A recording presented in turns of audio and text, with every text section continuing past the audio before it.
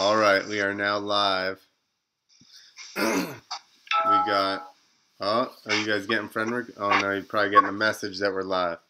Yeah, I'll silence that. So we got Kenny Bell here with us. He is on his lovely lady's Skype account, and we haven't figured out our camera again because you got 3 motocross guys trying to work Skype, which apparently is way more complicated than any of us knew.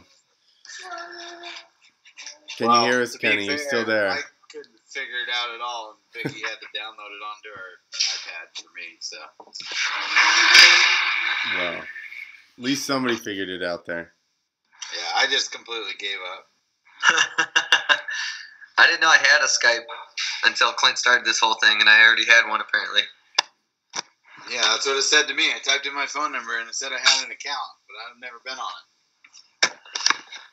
it. Got hacked by Bill Gates. But then you couldn't get it to work, so then you abandoned it. Yeah, I think I just started doing something else. So let's you and I actually met before either one of us did freestyle at an arena cross in like 2000 or something in like Massachusetts. That sounds about right. Was it Massachusetts? It had to have been up that way somewhere, right? Yeah. I'm not sure it was Massachusetts, but it was definitely up here. And we ended up my friend and I ended up pitting right next to Kenny. And I don't talk to anybody. So my friend comes back over and he goes, "Hey, man, I met this dude over here. He's like super cool. We were talking this and that. He's from Reno." And at the time, I'm like 20 or 21. And it blew my mind that he was from the other side of the country. Like, I was like, oh my God, you're all the way out here? That's awesome. And then I end up running into you. Yeah, I think I did. I think I did that whole series for shit. I think the first year, I think I did like just the West Coast rounds, and it went pretty well. And I got a little bit of love, and I actually got a ride from a team out of St. Louis. It was St. Louis Power Sports. And I was teammates with Charlie Bogard, Pedro Gonzalez, and Greg Rand. And sick. They had like 2 fun movers, the old school. And I remember when those fun movers came out, those were like the coolest fucking thing in the world. You know, those with the things garage were literally in the like back. they were like semi-trailer trucks then. You know. Yeah, for sure. And then I did that whole series, but I think I made more money in the jump contest every night than I did racing. So that'll tell you how my racing career went. Yeah, I got 3rd in the 125 main in an ultra cross one year, and I made like 3 times the amount jumping the doing the jump off because I won it, and I'm like. What is an ultra cross? It was like, so it turned into the regional arena crosses. Oh, okay. So I think it was another series they bought. So they had the National Arena Cross series, and then they had Ultra Cross for like a year or 2. Like I think it was a smaller series they bought or something. And then it ended up turning into the regional arena crosses. And then now it's all just one series, I think. Yeah, because I was still riding arena cross when Mike Mason and Brian Foster, they were all riding those regional ones. It was the same deal. The payout was just a little smaller, I think, is what it was. Right. But what were the tricks that were winning jump-offs in arena cross then? Shit. I'd say it was obviously a heel clicker. For sure, a heel clicker. And that was a huge one. That was like the one that you saved. That was your last. That was your last jump. A super crappy no-footed can. If it was a good jump, if not a one-footed can.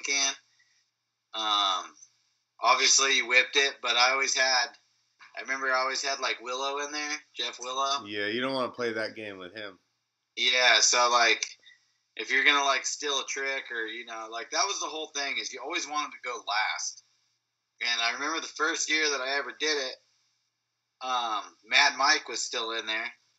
Oh yeah. And he pulled the helmet bag trick. He kind of like passed the reins and he told me, he's like, Kenny, he's like, you got to give the people what they want. And I'm like, well, that's what I'm trying to do, dude. And he's like, no, the people want to see you crash. I'm like, well, this is right before, like, usually the jump contest, I believe, was like right before the LCQ. And usually I was in the LCQ trying to get into the main. So you're bending your bike up right before you Yeah. go. So I'm like, and he's like, no. He's like, use your head. Think about it. So I would land my heel clicker and I would just act like I just got super squirrely. And I would, right at the very end, right when you came into the bowl turn, I would just grab a handful of front brake and just go over the bars and just jump up. And the crowd would just go nuts. And I'm like, I was beating like Flying Hawaiian, Clifford Adatante. He was in there. Mad Mike. Like, it was stacked, And, yeah, Arena Cross was cool because I got my pro license right when I turned 16. And back then, you didn't have to, like, race a series and get points. You basically just had to fill out, like, an application. Yeah. So, in that time, I remember I had, like, Jim Hawley and I think it was Cassandra from CMC, who is, like, one of the race series around California and Nevada. And they all, like, pledged for me. So I got my pro license at 16 when I honestly probably had no business having it. But at 16 years old, man, I loaded up and I had a purple minivan, rear wheel drive, stick shift minivan. And that's what I did all those arena crosses in until I got that ride. I was going to say, you were running a van when we saw you. Yeah, all you had was like, before. Didn't you ride for like No Toil or something? Like, who was your, man. You had like a couple of sponsors. I think back then it wasn't like, I don't think anybody was giving me money by any means kind of thing, like. Yeah. But yeah, I remember it was No Toil, Works Connection. Man, I've been riding for Works Connection since I was like probably 12 years old. And we all know I'm pretty old now. So, yeah, it was kind of all those dudes. I rode for Fly. I remember Fly used to totally take care of me. And I think I'm literally the first rider that ever raced in a Fly helmet. Oh, yeah. And I'm pretty sure it was not Dot or Snell approved at that point. Like, you could break it just by squeezing it with your hands, But it was free. It was free, and I don't know if I don't think I got any bonuses or anything. I think back then I got, like, some money if I got magazine shots. Like, I think that was pretty much the only money I was getting from anybody. Sweet. Are you and Clint the same age? What's the age difference? Like, we got no age. I think I'm older. I'm 35. I think Clint's 43. Yeah. I'm 37. Yeah. So he's I got a little older. Yeah, I got a pro license older. I got mine when I turned like 19. Because I only started racing when I was 13. And I basically did the same thing. I knew the local track owner. I just went up, I signed up for the A class and just started racing A class, like at these tracks where I knew most of the people. And then within 2 races, I got enough points to get like a pro license. And the guy that owned that track just vouched for me, so I got a pro license and went and started doing nationals shit. Yeah. And actually at the time, my very first pro race was in arena cross because you didn't need a pro license at the time. You just needed to be like an A rider, so you could just show up and just be like, yeah, I want to race arena cross. I'm an A rider. Well, that's how I remember, like, I didn't even really go pro on purpose, to be honest. I was doing all of us Nevada kids, and, like, we grew up with a pretty big pack of dudes. I mean, it's me, Matt Biden, Mike Mason, Dustin Miller, Drake McElroy, Shit, I don't know. There's 7 of us or 8 of us, you know. So did you like guys Cliff know each Camp. other from the track? What's that? You know each other from the track, or like did you live Yeah, close well, enough like to each other? Mason, Miller, and Biden, they all went to school together. And then I lived about 15 minutes away, so I went to a different middle school then. And then we met at the track. And then we just, every single weekend, like, we went racing. Our parents would just party their asses off together. And all us kids were just sitting there and, like, be like, hey, Dad, we want to go home. And they're like, 2 more beers. You know, like, it was kind of one of those deals. But we all went to an arena cross race in, I think it was Fresno, California. And the promoter, like, not a lot of pros showed up. And it was like a Friday, Saturday night race, and then Sunday was amateur day. But we all went just to go for the whole thing. And long story short, they didn't have that many pros, and we were all just intermediates. And they said, hey, you guys want to ride the pro class? We need to make it look like there's more people out there. And everyone's like, yeah, why not? You know, and they go, it doesn't mean you're pro, just don't take no money. Okay. So the first night I like hole shotted the 125 main event, and it was short lived. I think Rusty Holland hit me so hard he like knocked me off my bike in the track. But at the end of the weekend, Saturday night, I ended up winning like $1,200 or $1,300. Damn. And when you're 15, 16 years old, You were like, yeah, I'm pro. And back then, that's a lot of money. Yeah, like, a lot of money. Take it, you're a pro. And I'm like, it feels good to be a pro. You know? Yeah, that's what I say. If I ever race, I race the A class because I'm like, worst case scenario, I get my entry fee back. Like, come on, I'm gonna take this. Well, and even if you don't get your entry fee back, like, at least you're giving it to one of your buddies and not the promoter. Yeah, you know? Yeah, for sure. And I would rather lose in the A class than the B class. Shit, I could still get beat in the B class. Oh yeah, exactly. Yeah, for sure. Well, if you look at it, like half of the pros, they can't go win the intermediate B class. Like, yeah, you know what I mean? Well, it didn't used to be like that when we were young. I guess the slower guys. Yeah, as soon as I turned A, I was like you said, in B class, I was probably faster as some of the older guys that just had pro licenses because they rode forever. Yeah, exactly. So, but no, man. And then I remember when I was doing those arena crosses, I think it was my second or third year, and I think then I'm pretty sure it was. I take a train drink. Oh, all right. I'm pretty sure it was Pace. Back then, Pace Motorsports or SFX or I think it was one of those two. But I remember they called me up, and it was like during one of the weeks, and they said, "Hey Kenny, do you want to go?" And this is in 1999. They go, "Do you want to go to Little Rock, Arkansas this weekend and ride a freestyle contest?" And I go, "Well, you know, like you've seen all my tricks. Like I only have like 4 tricks." And they're like, "Yeah, they're just looking for riders. We threw your name out there since you win the contest every night here." And I go, "All right." I'm like, "Well, what's the deal?" You know, like they go, "Well, they'll give you $1,000 show up money in a hotel." You're like, man. I was like, "Wait, what?" You know, just to show up and just jump the jumps, $1,000. And then they're like, "Yeah," and then there's like a $20,000 purse or something. I'm like, "Wait, what?" You know, like. And so I went there, and I remember I rode the freestyle contest. It was in Little Rock, Arkansas, and it was everybody. It was Deegan and Mad Mike and Flying Hawaiian and Colin Morrison, Twitch, Bo Manley. Like it was the all the real dudes. How old are you at this time? I don't know. Not sure. 17, 18 maybe. Damn. 18 probably, 19, something like that. And so I went and rode it, and then the weekend was over, and I mean, I had the time of my life kind of deal, made a bunch of money. And then the following weekend, I had to go back to arena cross, and I remember being so fucking bummed out the next weekend when I'm sitting there in the LCQ, wondering if I'm gonna make $1, and like they paid me all this money just to show up.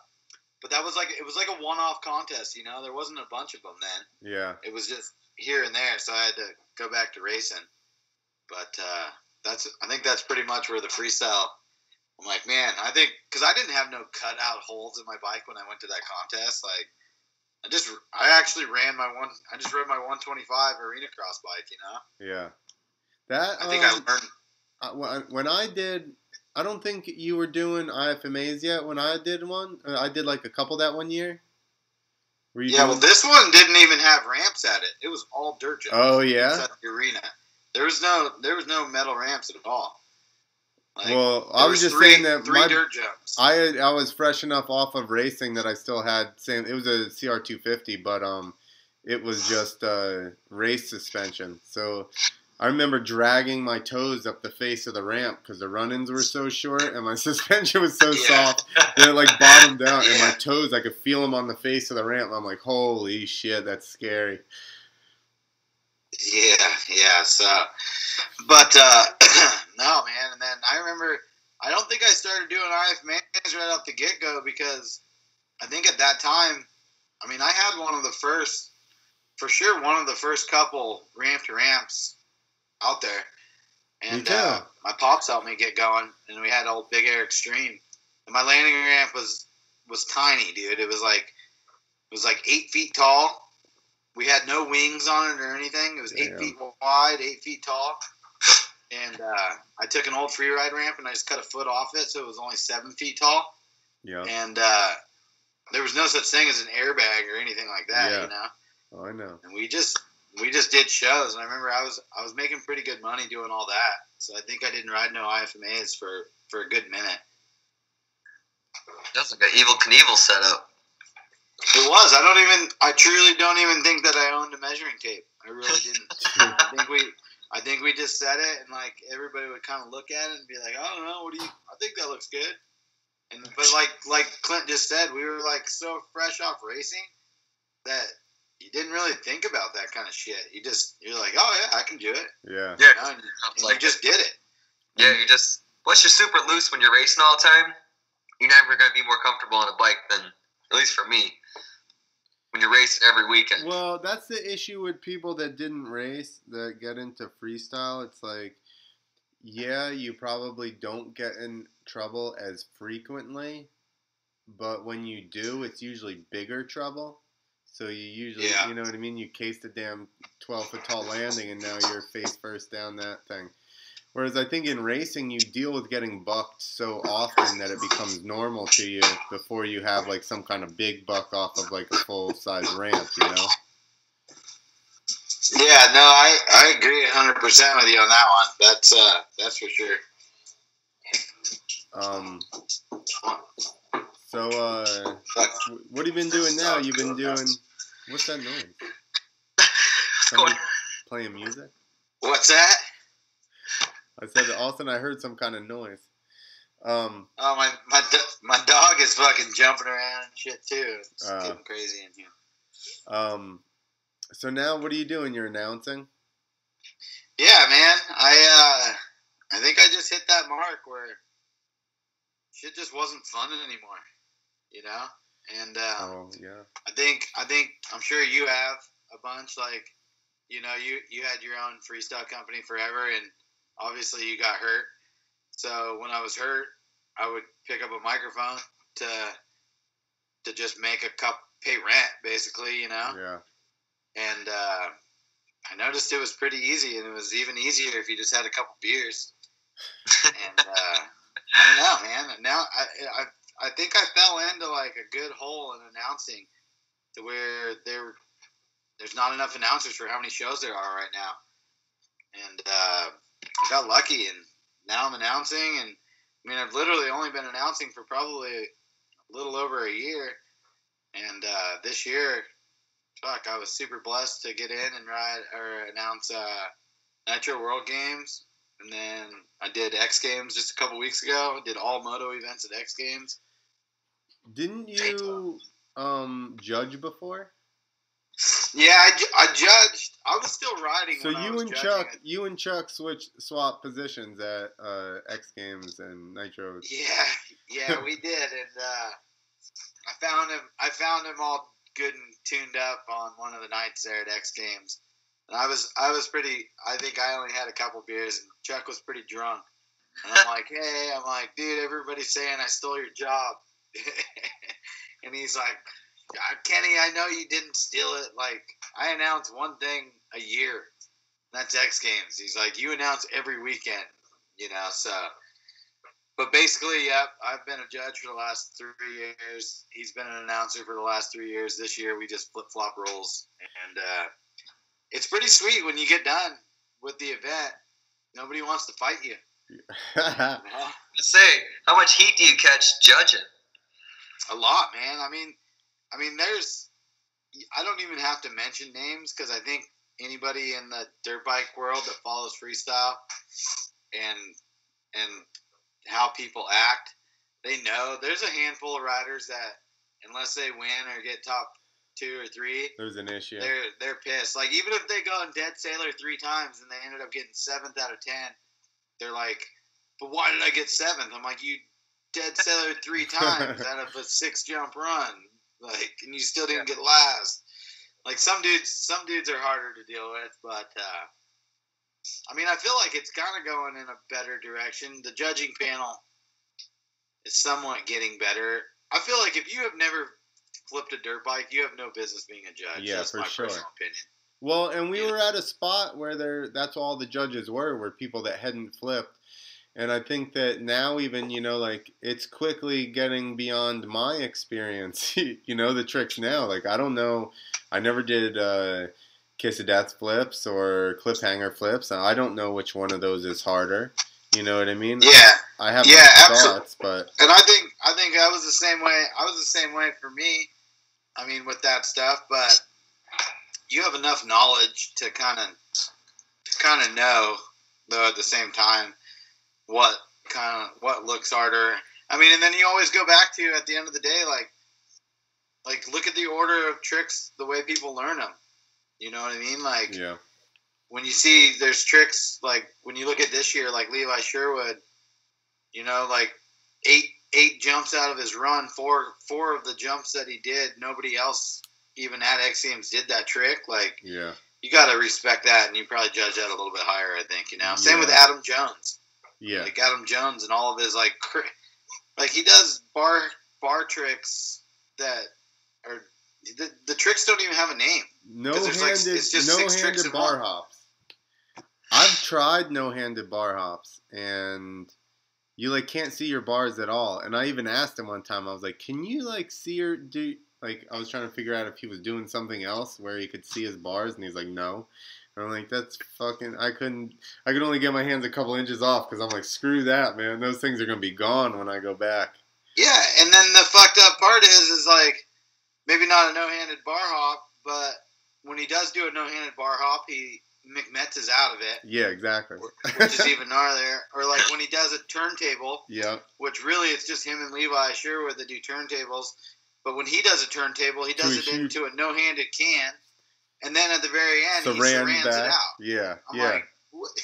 Yeah. Like, honestly, sometimes I think in my head, for me being an announcer, it'd be a lot sweeter if he didn't do all that shit, because I don't even know what to say about it. Yeah, well, that's the reason I think I felt confident or even thought to do comedy was because that's how I announced shows.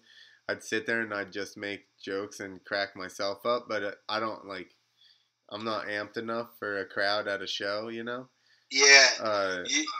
You know what's super funny about that is that's my go-to 100%. And I've noticed I do it a lot more when it's a real you've done a million shows. Yeah. And sometimes it's just the shittiest crowd or not to talk shit about some areas are worse than others. Yeah, for sure. And if you have a good PA system and you can talk to your riders and you can make those little inside jokes to where just your boys hear it. Yeah.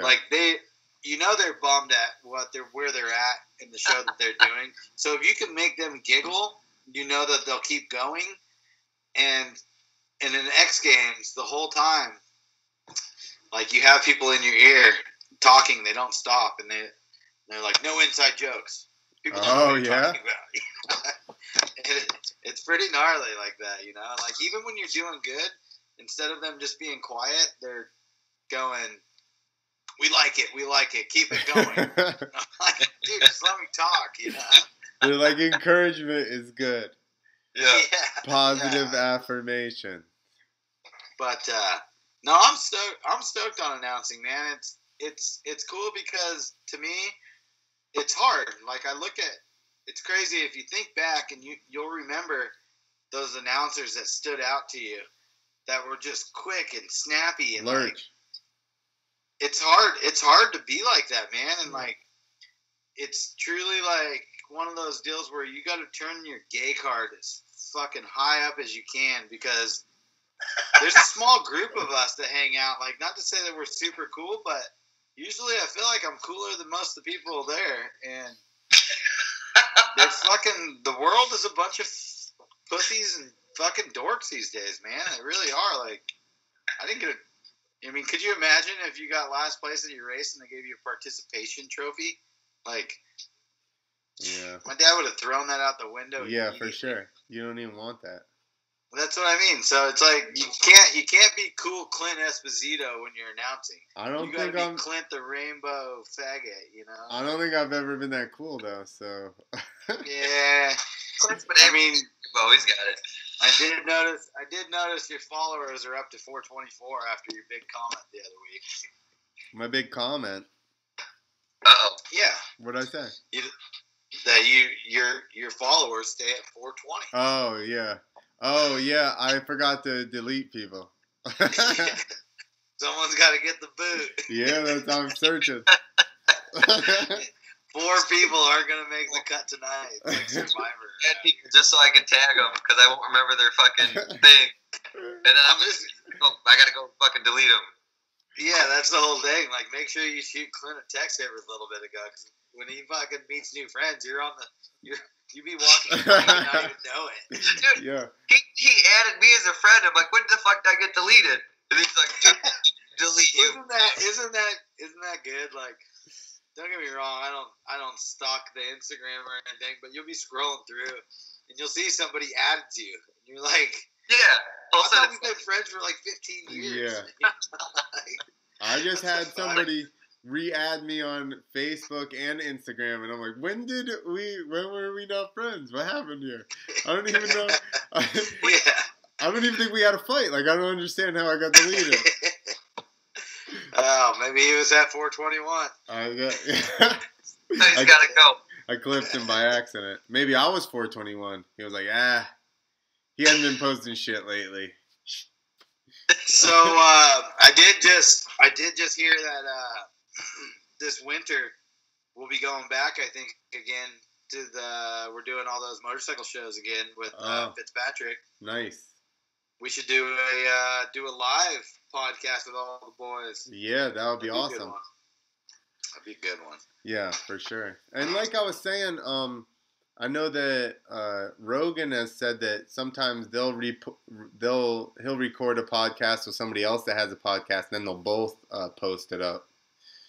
So we could do that there when we have everybody sit down and do one, and then just if you wanted to post it too. Yeah, I mean sometimes, honestly, like old Don't Panic Radio has totally just fallen off the map, and it's one of those things. Like, you know, I mean, you get a ton of cool comments, and everybody's amped on it and shit. But at the end of the day, like I'm like begging people to come over to my house to come in the studio. Yeah. And I ain't paying them nothing because I got no money. Like, I was super fortunate to have a couple people that helped me out and helped me get some of my equipment. But I have a full-on studio, and I do everything, and then I'm an idiot. Like, hands down, I'm stupider than shit when it comes to working on your computer and doing that. I'm super lucky Vicky Vicky helps me, and she does everything, gets it to all the places that it goes to. But I don't have a producer, or, like anybody that knows anything. It's me that records it. I give it to her. She chops it up and sends it over. And as soon as all of a sudden I got kind of busy, and it all went away. Oh man, a little Cavassier. No, it's a cow hoof bottle. I don't get it. It's an actual. It's got cow fur on it and a hoof. Yeah. I bought it in Ecuador. It's wine? No, it's cow blood wine. Oh, good. Yeah. Are you in your studio now, Kenny? What's that? Are you talking on your studio setup now?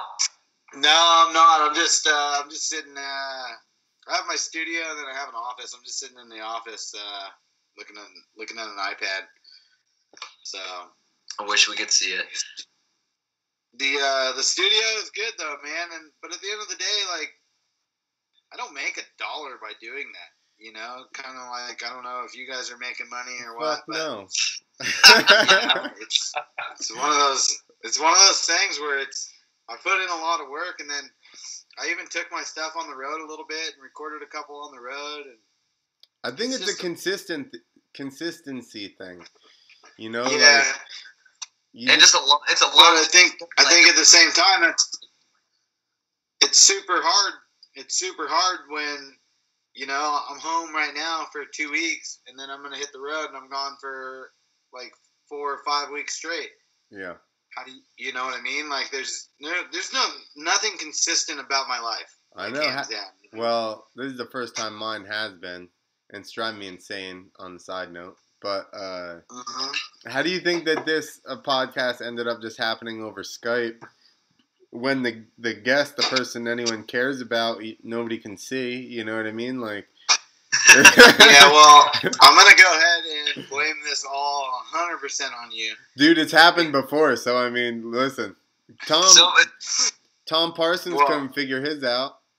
Well, I hit you up like an hour before the show started, and I said, "How do we do this shit?" And so, I blame you 100%. I'm 100% in the right. I'll take it. Whatever.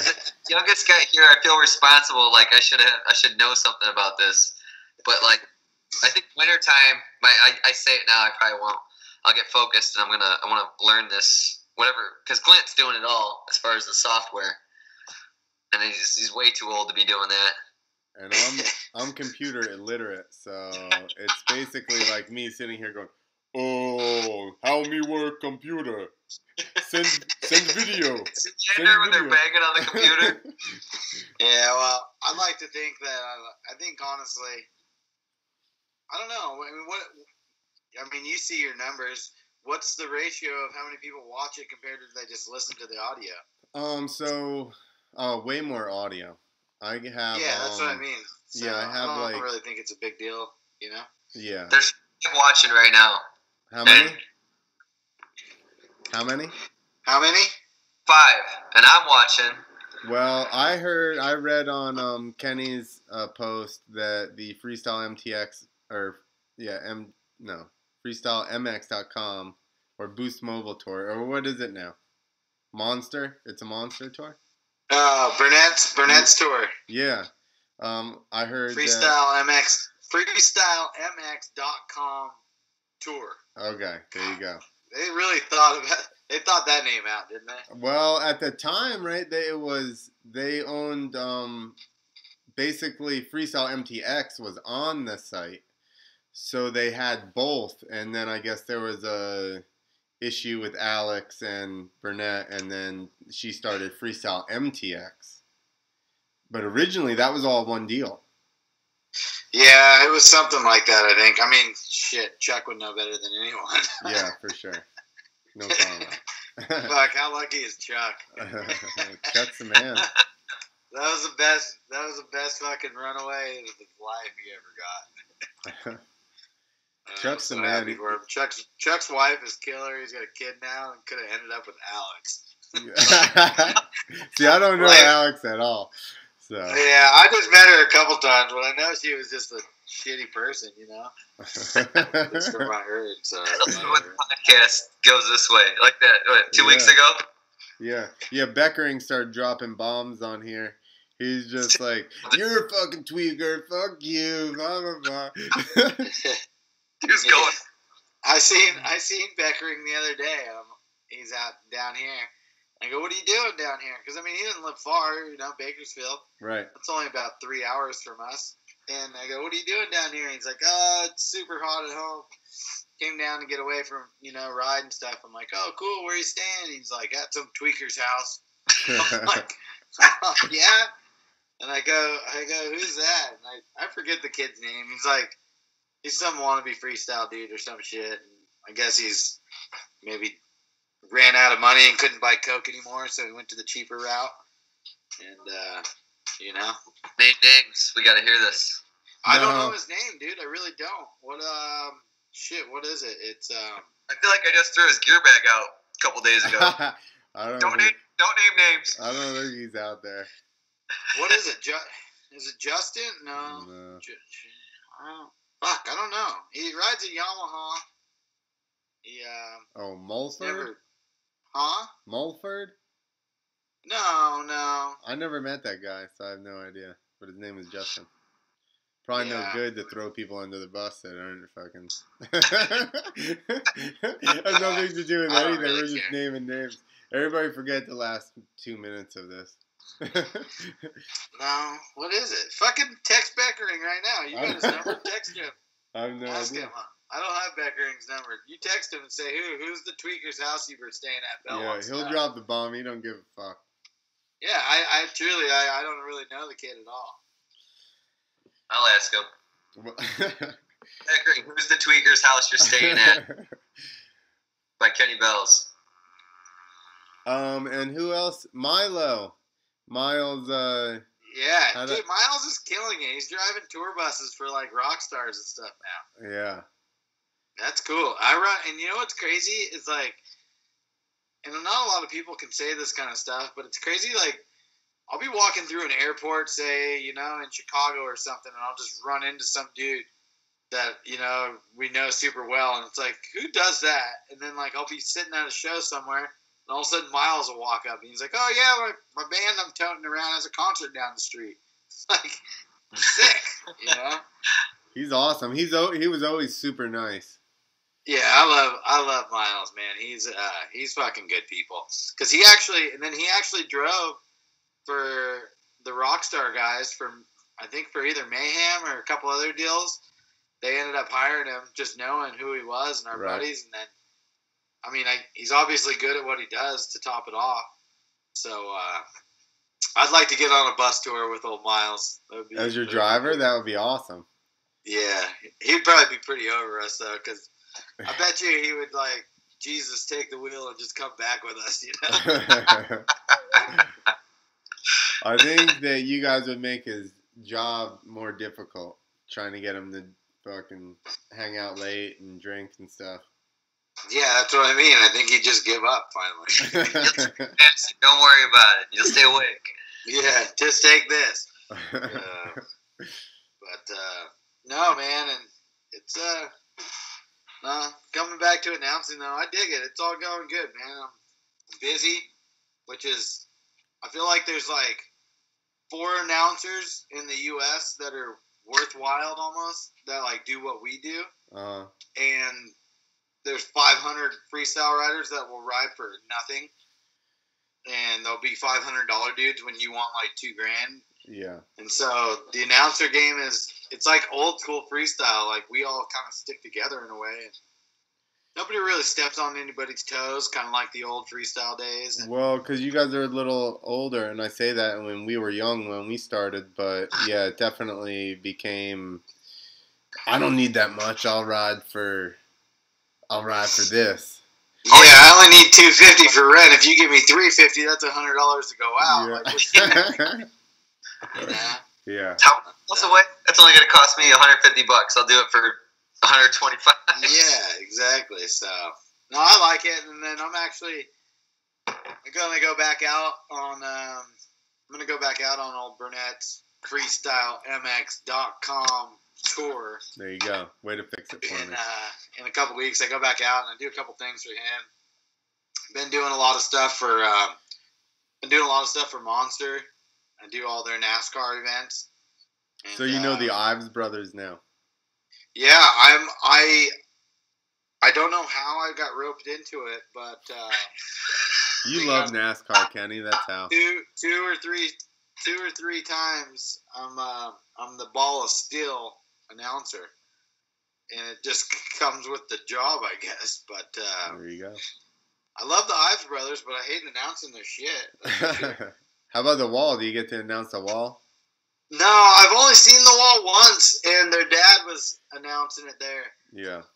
I like their dad. Their dad's cool.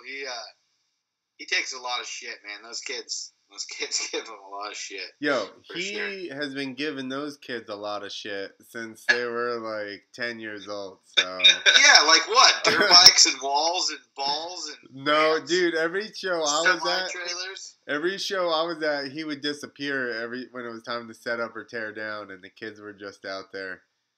The two kids and Jerry Jackson. Yeah, but who had to drive all night? Probably one of them. Yeah, true. But no, I like the Ives boys. They're good times for sure. We've been doing a lot of shit with them. I haven't seen them in a long, long time. Yeah, they're the same. They're I'm the same old kids. Just nothing's changed, you know. Just little gypsies at heart. Yeah. Living out of a toter home, you know. Loving life. Yeah, living the dream. Let me tell you, 9 to 5 sucks a big one. Yeah, I'm not quite there yet. I mean, I was doing when Nitro Circus had their training facility there. I took a job out there with them, and I basically worked like Monday through Friday, and I was water truck guy, and like I put ice in the cooler, just made sure everybody signed the waiver, and it was sick because I knew how much money I was gonna make. I would rather do. Yeah, but that's like we work on just pieces of shit people brought us all day long. This guy crashed this thing, and then they all lie to you about what really is wrong with it or how much they, I didn't ride it or anything. It just won't start. And fucking thing's been apart 3 times, and you're like. Yeah, I hear you there. No, that was a cool deal, but not having to travel for like a month and a half and still making money. Because, at the end of the day, like, if I'm at home, I'm not making any money usually. Yeah. That's the problem. All you want to do is go home. As soon as you get home, then you want to go do shit, and you're just spending money when you're not making money. It's a balance. You need to be home a little bit, and then you get antsy, and you're like, I gotta get out of here. I've never been one to balance much at anything. So, you seem like you really balance like what you eat and what you do. You know what I mean? Like you really keep fit.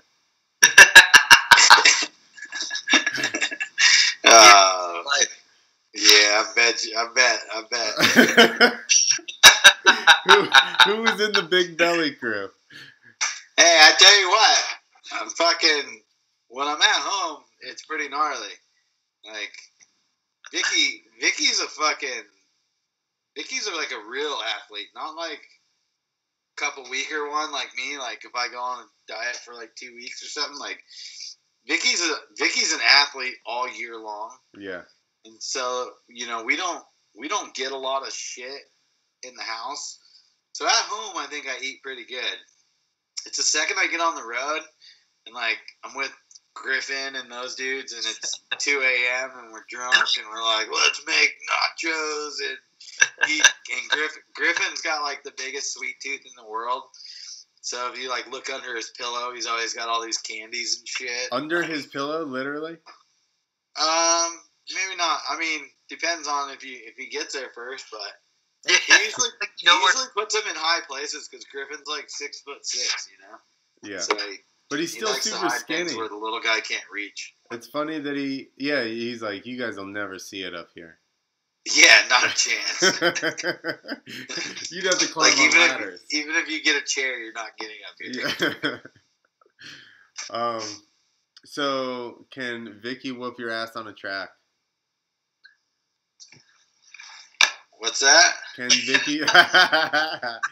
Does Vicky smoke you if you go to a track? I'm imagining she would, because she was like close to qualifying at Supercrosses, so I'm imagining she can fucking lay it down. Yeah, Vicky can beat me at the track. For the whole world to know, Vicky's faster than me.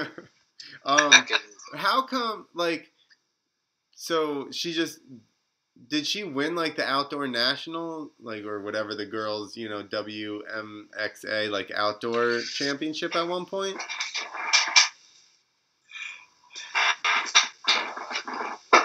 You there? You there? Yeah. What the heck? Froze up on me there. Uh-oh, he's mad because we're talking about Vicky. He's like, yeah, you're breaking up. Nah. You guys are both just frozen on my fucking screen right now. You can see us? He still can't hear us. Yeah, do it on Skype, they said. Skype will be awesome. See? No, we have these problems all the time. There we go. So what were you saying, Vicky, about what? Did she win the outdoor, like, national title? I don't know if she ever won the outdoors. But I will tell you that the WMX girl shit is, from what I've heard and seen from being with Vicky for the last almost 5 years now, it's the biggest fucking joke in the world, dude. Like there's no money whatsoever in women's racing, hands down. And the only thing that there was X Games, and I think she's what, three-time gold medalist for women's X Games. Yeah. And then she went out on top where they clipped it. You know, they don't have it anymore. But at the end of the day, like, if you want to make money, you got to go race the boys. Like, there's no money in women's racing whatsoever, you know? Yeah. I can imagine, because men's, think about what payout is from the AMA for men. Yeah. For what those dudes are doing, you can imagine that. I mean, how many women are racing around the country versus men? Like, I'm sure they don't even care. Yeah, well, and that's the whole deal. Is there's 10 girls, probably 5 to 10 girls that straight up they fucking rip on dirt bikes that do go race those women's nationals and that are at Loretta's this week and stuff. Like, there's a handful of girls they're fast, but they're either coming from, like, rich families or, like, got people that are helping them out. They're not making money. There's no doubt about it. I mean, look at all of them. They're all done and retired, and, you know, there's nothing to be. I think if you win, like, an outdoor national, it's like $250. Oh, yeah? Wow. For a women's race. Like, next time you see them stand up there holding their big-ass checks, like, it probably costs more money to make their big-ass fake check than how much is on it. Wow. That's shit. But, no, man, she, I mean, obviously, you guys see, though, Vicky's, she's on the move right now. She's going to hurt some feelings in the been killing freestyle it. world. She's gonna for sure hurt some feelings. Like, there's no doubt about it. And, she's killing it. I mean, she's been doing Pastrana seen her. And he was amped, and he goes, "I don't know why I didn't know how good you were," but he signed her up right off the get go. She's so good. Like, when I saw her at I was at X Games when she raced, and that other girl took her hand off and fucking endoed and crashed. I was there for that, and then I was there when she rode Best Whip, and I'm just like. Promoters at the time were always going, "Hey, we want a girl, we want a girl, we want a girl," which I guess she wasn't doing that much freestyle, so I didn't even, I'm not sure if you guys were dating or not, like, so I never even was an option. So I'm like, dude, they're not like that. You're not going to be happy with. I mean, there might be some girls that are hiding out there. I don't think many. there's that Cassie Boone who I saw. She posted something and Vicky commented on it, like, come down and ride in California from Canada. Yeah. And I guess Emma McFerrin, is she like? Yeah, no, and I've ridden with Emma. And but I Emma, think that's it. Emma rips. What's that? I think that's it. Jumping like same gap as the guys and actually Yeah, doing no, some Emma, tricks. but Emma doesn't ride the same gap as the guys. That's the no. thing. No, she likes to jump like 65 feet, you know. Yeah. And as you know, like of Emma missing the landing. Yeah, going deep. God. Yeah. That's horrible. But no, as far as I know, like Vicky is truly the only girl in the world that I know of that like will go jump 75-foot ramp to ramp, and you know, like she's not like one of you East Coasters where she's got to start it all at 35 feet and like bump it 5 feet back. Let me tell you a quick little story about Clint. So we were at an IFMA once, and it was a ramp to ramp one. I think it was like Gravity Slashers shit or something like that. No, I never rode Gravity Slashers. You did too. I did not. I rode the IFMA, the ramp to ramp IFMA tour, which eventually. Well, that's what they called it, right? It was Gravity Slashers. Well, eventually it turned into that, but that's not what it was when I rode it. Oh, okay. So there's your one right you're gonna get out of this story. I'll agree.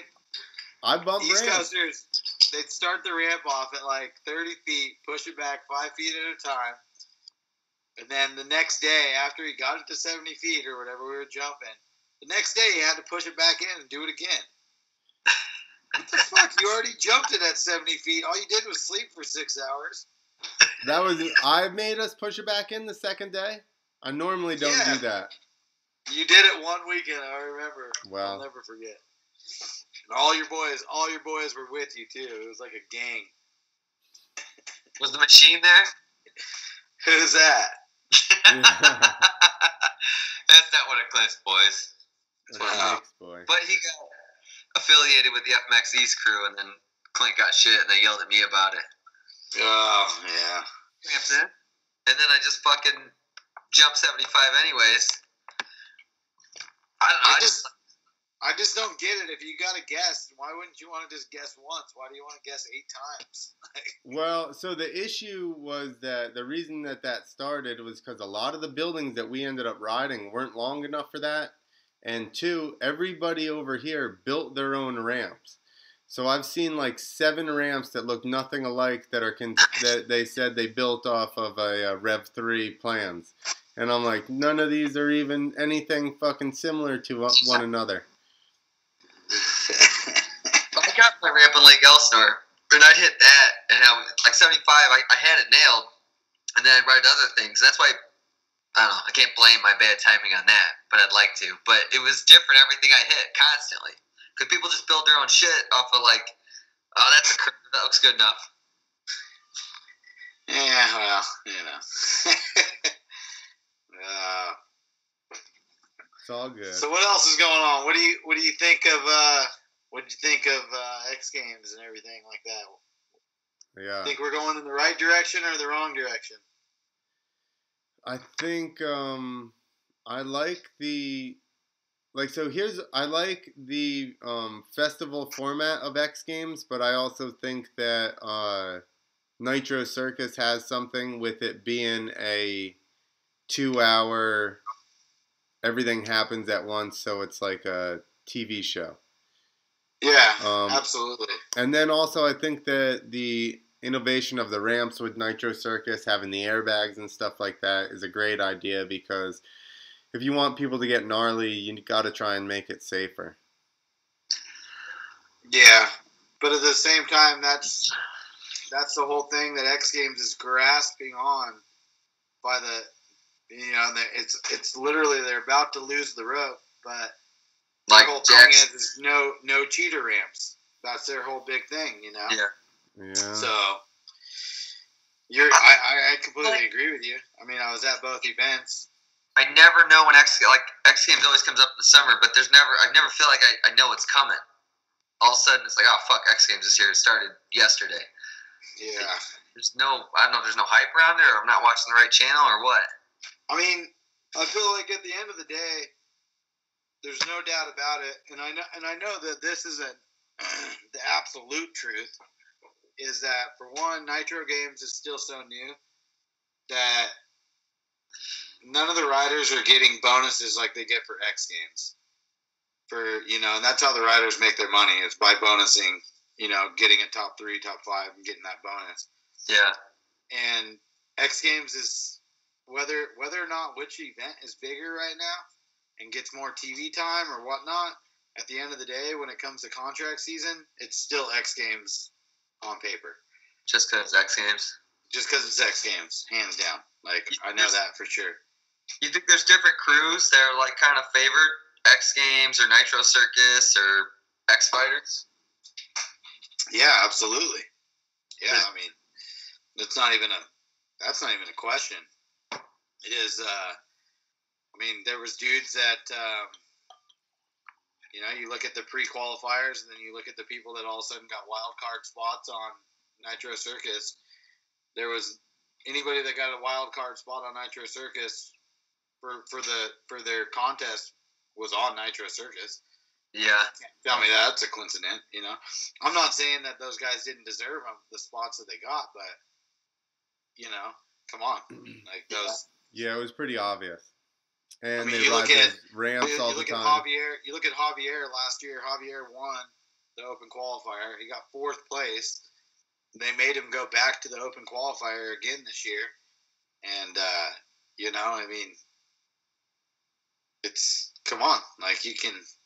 Well, from side, from it seems like X Games it favors West Coast riders more, and Nitro Circus is East Coast or Australian riders. It seems. I don't know. Well, not really. If you look at X Games, I think the only American this year in X Games was Adam Jones for freestyle. I guess because I think of Jacko as a West Coast rider. Yeah, I hear you. But that whole scene kind of. Yeah, I see what you're saying.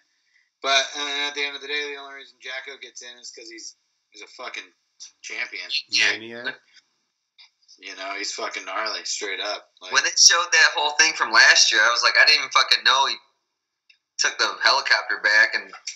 Yeah, seriously, with a ramp. That's fucking crazy. Yeah, hands down. So, I think it's I know X Fighters switched this year. X Fighters was a completely different deal than it's ever been. They dropped what Tess usually runs the show there, and I know they dropped him off, and now it's a full Spanish deal kind of thing, and I know it's a lot different. Because they had a whole crew because there used to be so many more events, and now that it's just Madrid, I think they know they don't need to spend that much money. Right. But it's just Madrid, and then Nitro World Games. I respect it because there's an open qualifier. Maybe some of the dudes that showed up to the open qualifier weren't the best, and maybe some people qualified that, there's a lot of other people that are better than them. But at the end of the day, no matter where you live, what country you live in, there's an open qualifier to get into, which would be probably the second biggest contest in the world. You can show up, buy a flight, get a bike, and ride it. I think X Games really needs to hit that avenue of, instead of every rider going straight to the final, having some kind of qualifier. Let the new guys in a little bit. If you haven't been there and been doing it for a long time, you're not getting a chance with X Games. That's for sure. Yeah. Yeah, you have to have a name to get in there. It's not just come up and throw down. Yeah. Well, they're selling fucking a TV show, so. I agree. But, you can do a lot of work before the TV show starts. You can have a qualifier and bring some new guys and get rid of. I think there's a couple dudes that are in there that are maybe getting a little weathered, and they could get out and make room. But at the end of the day, if they get an invite, they're going. You have to go. You have to go. So, but it's wild times right now. That's for sure. What do you think about the tricks and all that, and the cheater ramp? What do you think about the quote unquote cheater ramp? I think it's a catch-22. I think that it. I think not that our sport is not so cool, but you've got to show innovation. You've got to show progression, and it's kind of one of those things, and that's why I think it is good. But I think that there needs to be a scoring card on it that says if you do have, say you have Jacko goes off, and Jacko goes and does a front flip off a normal 75-foot ramp, and then you say you have Javier goes off and does a gigantic no-handed front flip off the cheater ramp, I think that Jacko's front flip should beat it. Yeah, for sure. I think it should still be there, but they just got to figure out the scoring, and I don't know if that's what the deal is, like if they're scared of the scoring chart or what. But at Nitro World Games, you get the same score on a front flip no matter what ramp you go off of, and I think that's wrong. Oh yeah. So that is wrong for sure. But I do think so. I think. See, and then another one of the catches I feel like is like. I feel like the front flip ramp is really good for shows because, we got to bring something new to keep filling the stands and packing them in. So I think it's good for shows, but, maybe you don't have it at contest, but then you can't do that because everyone's like, well, I saw it at my county fair in Kansas City. Yeah. Now you guys aren't doing it at X Games, so. Yeah, and who's going to regulate that? Somebody will start a fucking contest where they, who knows? Yeah, contest. Javier learning front flips, and, I was out there, and he put a lot of work in. Same with Taka. And they learned them. And I know it's off the cheater ramp, but they put a lot of fucking work in to figure it out, and they figured it out. So am I going to get mad at those guys for going and making $10,000 for the night to go do a front flip in fucking Brazil? Fuck no. You got to put food on the table and take care of your family. Well, I saw somebody heckling Javier, and he was like, "Oh, it's a cheater ramp, blah blah blah. It just takes the commitment out of it." And I'm like, it certainly doesn't take commitment out of it. I said, if anything, it's basically like, they say compared it to flip levers, and he was like, it's different. I'm like, it's not different. In the very beginning, when people started using flip levers, people were like, and basically all it does is make what you can do in a flip or a front flip, like you can do more stuff in a front flip or a back flip because you have either the arm levers or the ramp. And but I totally 100% agree with you on Jacko's front flip should trump anybody's front flip because he doesn't have the thing to kick him. For sure. But I think it's that. I guess that would be if somebody did KOD flips and didn't have flip levers. They should get judged more. I don't think that this sport, unfortunately, has necessarily done that throughout the progression of it. I don't think people have been awarded. Maybe it's some of, like you were talking about before, anybody that's a judge has to have ridden at a high level. And I think that we lacked that for a while, so a lot of technical stuff. Which brings me, actually, I posted once, I heard that Miller did an entire free IFMA run opposite, like switch hand grab, other side no switchblade, all that type of stuff, and got scored exactly the same.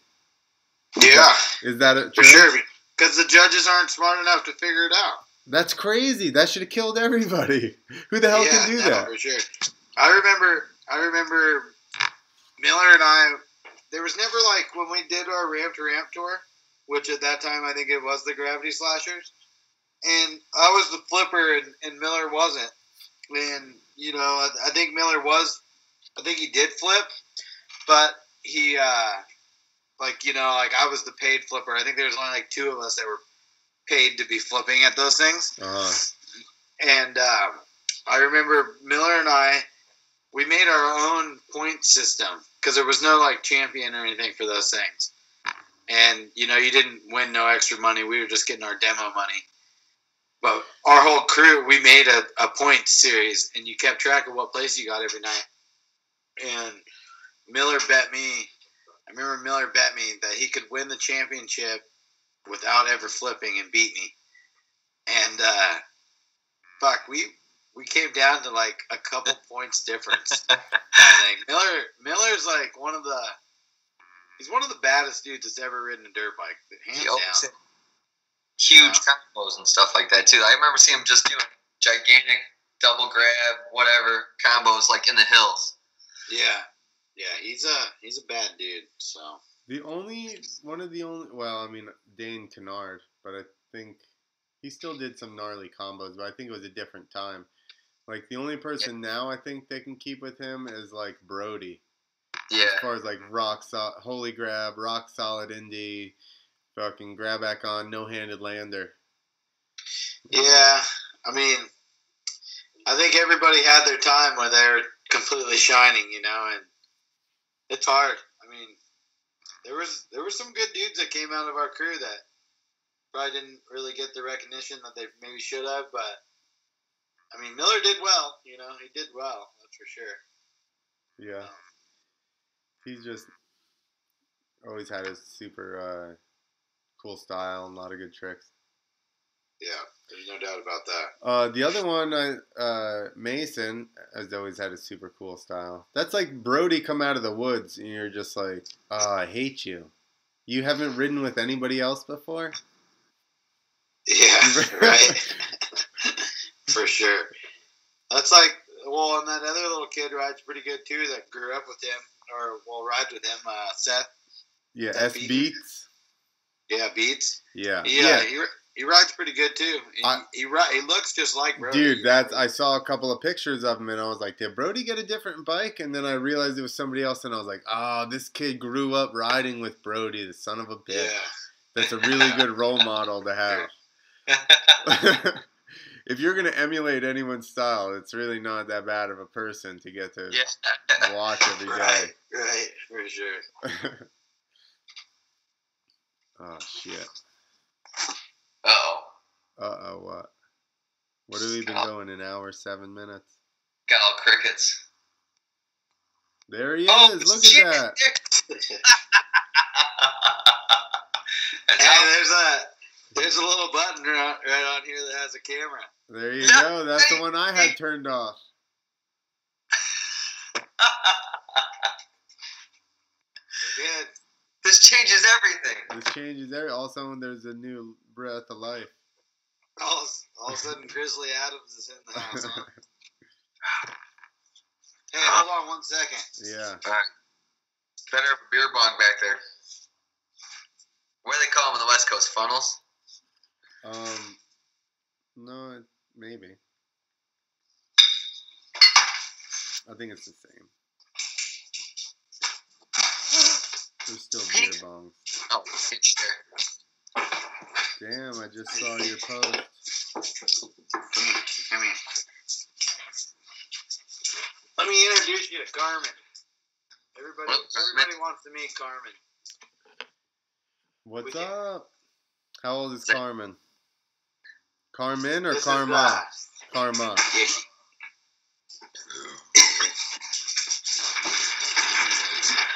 All right. She's camera shy. She hates you. She hates you she's right a good now. girl.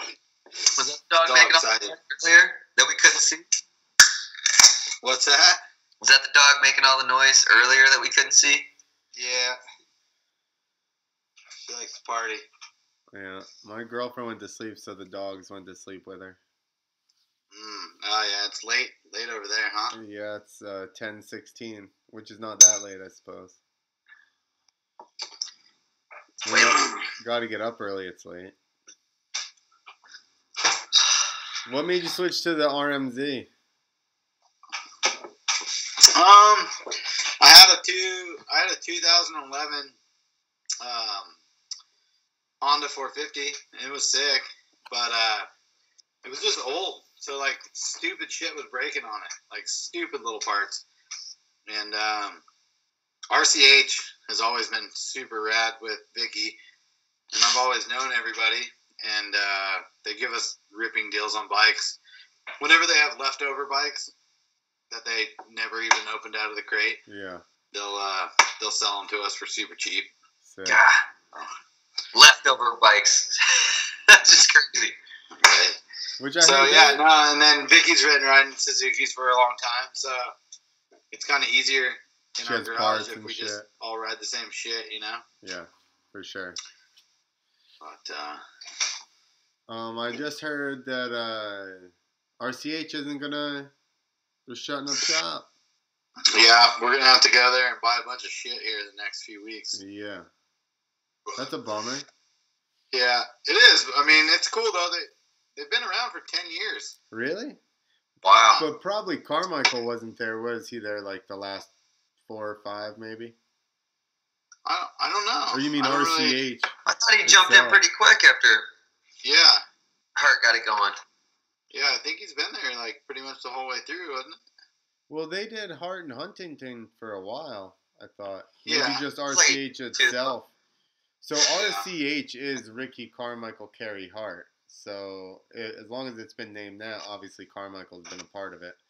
But I was just thinking of a race team in general for that long. So maybe it is just RCH. That's crazy. Yeah, I don't know. I think people race just because they like racing. Because I don't think there's a whole lot of money to be made. Well, I mean, I think if they hadn't have lost Roxon, may have been a different deal. But I'm sure Honda was like, yeah, they don't. Who does Honda have? I mean, but yeah, there's no doubt about that. There was a lot of money that went into Roxon, you know. And what's the most prestigious factory team to ride for? Let's be serious. Well, I guess it did grow up Honda. I mean, I guess it kind of depends on. There's some people out there that bleed blue, and some people that bleed red. I mean, I guess so. I'm a Honda fan, so maybe. But I felt like they were always like they're the elitist of the factory team. Like they gave Jeremy McGrath's dad shit for like he couldn't get in the pits or whatever or something one time. Like that's why Jeremy left. Like they're the ultimate elitists. So. My dad forced McGrath to get him to sign my helmet. I had a McGrath replica helmet, and I'm waiting in line, and I was all timid. No. And my dad's like, "Get up there, and I'm like, he doesn't want to sign it. My dad's like, "Fuck that." He's like, "Let's go." McGrath's like leaving, dude, out of the box. This is when they had the box fans. This is at Redbud. He's like, "Jeremy, sign these helmets." He's like, "Come on, dude." My dad's like, "Yeah, sign them right there." And then I fucking wore it. So I got one helmet with it. I didn't give a shit. My dad's like, "I'm getting this autograph." Yeah, for sure. For my son, my son. But I like it. I like the Suzuki. It's good. It's I've been home for the last like week and a half now. So I've been riding a lot. And starting to figure it out. Rode today again, and there's so many. I mean, there's so many tracks down here by my house. It's fucking unreal. And like, not to sound super old, but when I practiced when I was trying to be something, I didn't have like a wet track that was groomed to go ride. Yeah. Down here, on any day, you can go to like 6 different tracks that are open every single day. And groomed and... Where you at now? Southern California. Come on, bro. Like, right outside of Temecula. So you're kind of in the heart of it all, right? Oh, yeah. Pretty much. So, how long ago did you move from Nevada? It's Nevada. That's what I was gonna say. It's like a snob saying Nevada. Yeah, fucking East Coast fucks right there. I moved from Nevada. See, hear how angry you got? Yeah, well, 775, dude. Wait, how do you say Paula or Pala? Paula. It's Pala. You're right. That's why I was trying to add a long. I was trying to add a long A, and I figured that's how everyone out there says everything. Bro. He was Nevada, and he rides the Pala. Yeah. I think like 5.5, 6 years now I've been down here. Good little while.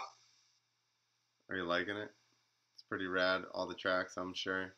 That is like that part's sweet, but the rat race is shit. Yeah. You know? Wow. And like, every week down here, there's like a new something going on. What side are you on? Fucking, everybody's fighting with everybody. Fucking. Is it like high school or what? I don't know. I mean, I dropped out of high school like 2 months in the 10th grade, so I don't remember much of that. But hang on to her. But I mean, I guess that's what you would call it. Like, I don't know. I guess when you're getting a little older, sometimes I'm just like, fuck, you people are fucking evil, Yo, that's why I'm so easy to hate all the way over here, because nobody really knows me that well. So it's like, just anything I do can be just turned into I'm a fucking asshole, and then that's it.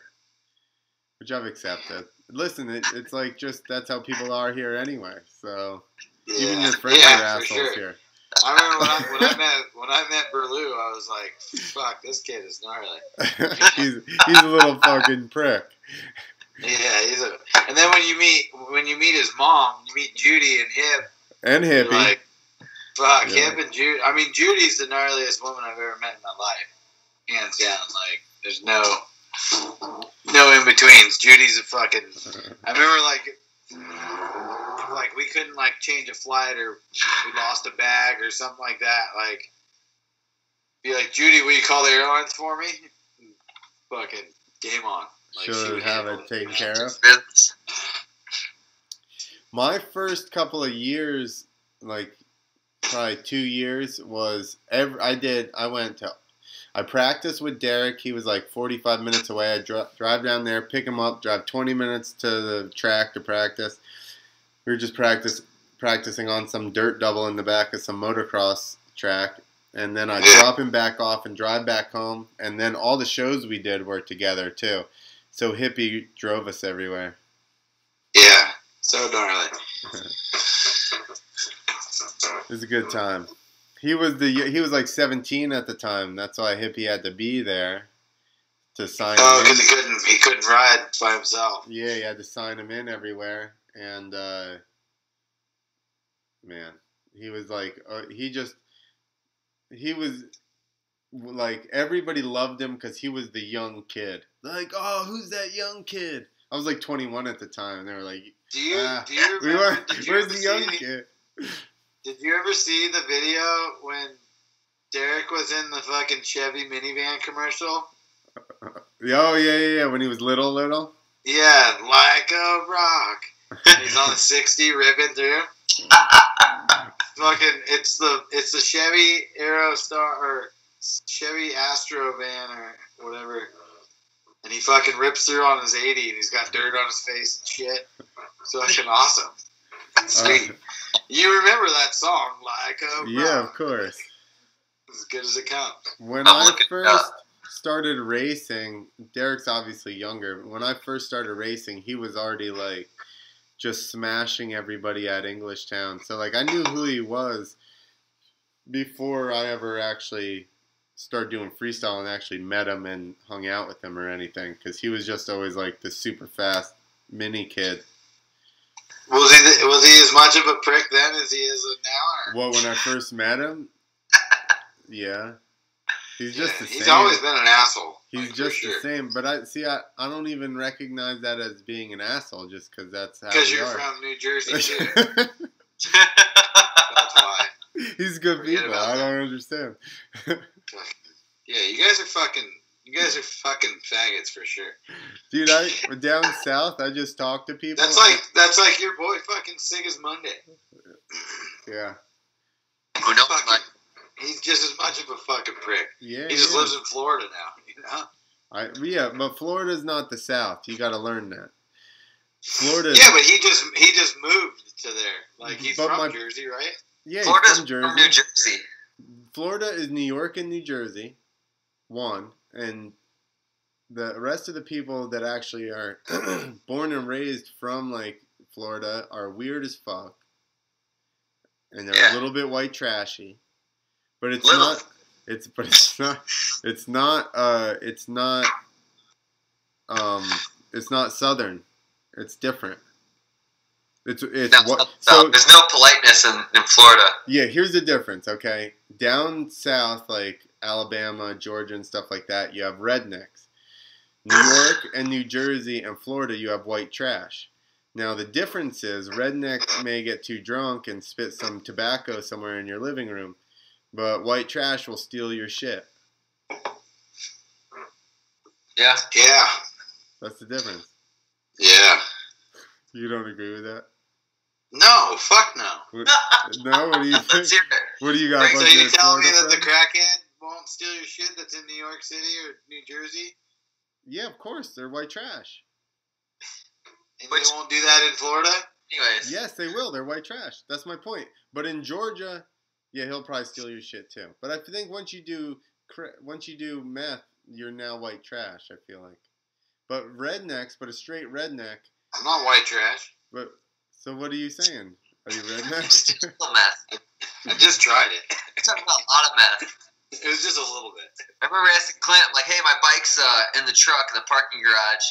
Are they going to steal my bike? He's like, they're going to steal your whole truck. I woke up, everything was there. It's gold. Yeah. Cody got his whole truck. Cody Kavanaugh got his whole truck and 2 bikes stolen in Florida. Him and Ed Rossi. I got to piss. Yeah, but shit gets stolen everywhere, every day, you know? It is what it is. So. It's true. Especially Atlanta Supercross. Yeah. All right. So what else? What's on your little checklist there? Well, I don't have a checklist. Come on. Fuck, man. You didn't have a list of questions? No. What do you want to talk about? Have you ever listened to the Joe Rogan podcast? They just fucking start talking. You end up on all types of shit. You want to talk about Donald Trump or Hillary Clinton? You kind of do look like Joe Rogan a little bit. Or Jason Statham?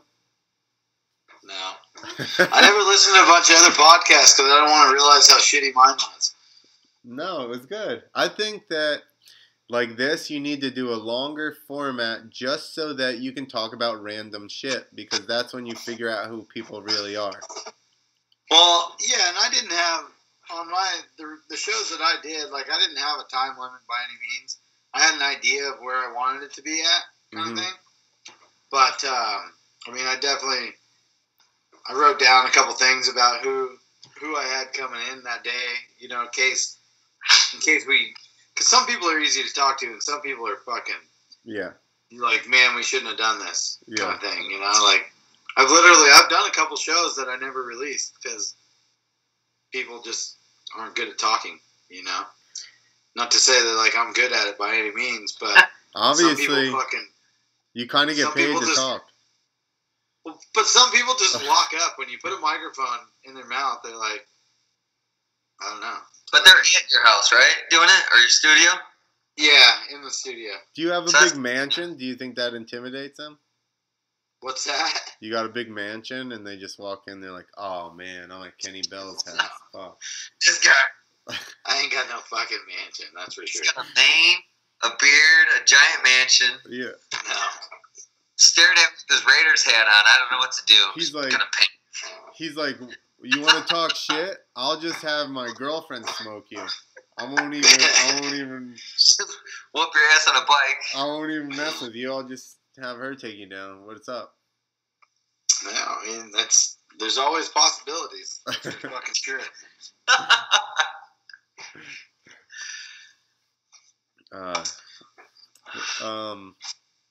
Yeah, what do you want to talk about?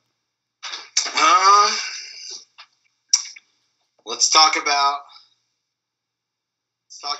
the talk right now. The talk? What's everybody talking about? We've had a great talk. What are they talking about? Let's talk about quarter pipe.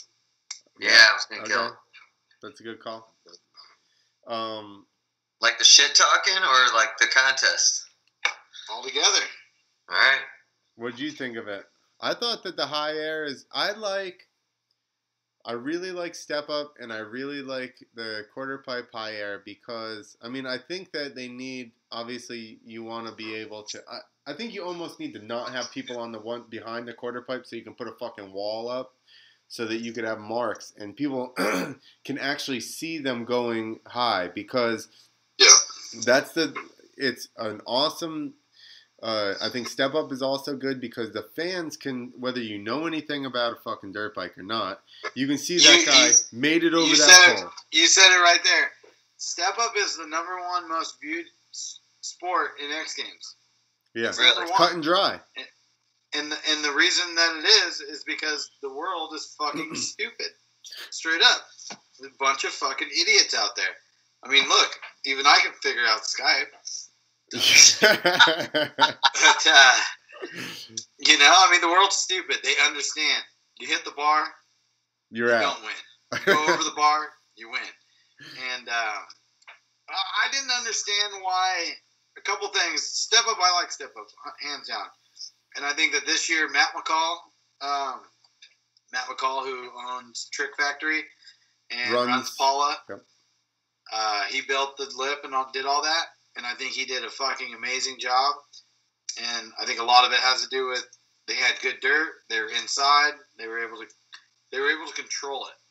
Yep. They haven't been able to control it in forever. So I think Step Up went great.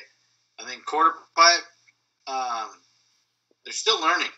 It's still brand new. What happened with the landing? But I don't understand why they didn't have the skate big air thing, the big old deal that goes all the way up. Yeah. Like, but you know what I mean? Like they have and everything. But you know what I mean? That goes up and shows you the numbers. Like you're saying, maybe you don't need to build a fucking 40-foot wall behind the people, but at least have that so you see that, you watch the bike go up. How about because it was all cameras. Cameras did it. Snowboard quarter pipe. You know how they'll have those like markers on the quarter pipe so that they can show how big the people's air is. Like, why didn't they do that shit? Well, you didn't explain it well enough. Hey, how about? Oh, that's what that was. That's what that is. They have them markers with the logo on them, and then when they go up, come on, you made it. I lost it. When you did this, I totally lost you.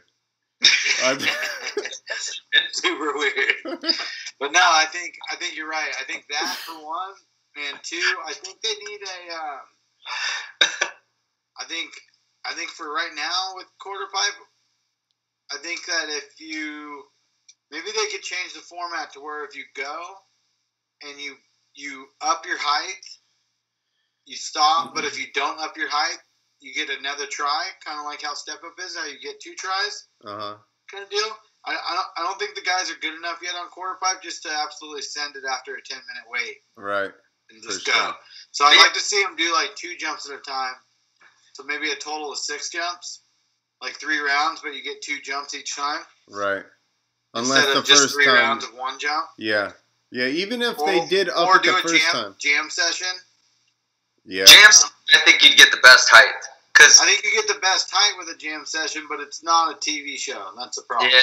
It's kind of like Best Whip, I think, dies because of the jam session type thing. Best Whip is horrible to watch. I mean, it's even worse to announce. Because everybody's announcing Best Whip, because everyone that's there is absolutely cranking it, hands down. So, like, what do I say? Oh. You got to build it up, right? Like, yeah, but the guys don't do that because they have 10 minutes to Twitter votes, so you go. Well, so here's and I get the Twitter votes thing, and it's making crowd interaction and stuff, but I don't think that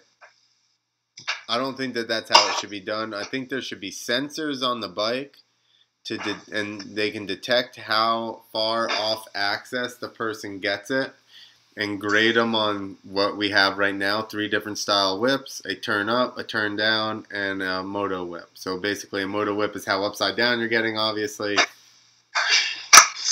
Well, it's all style. But see, then I feel like the problem you run into is that if you run that, McNeil's going to win.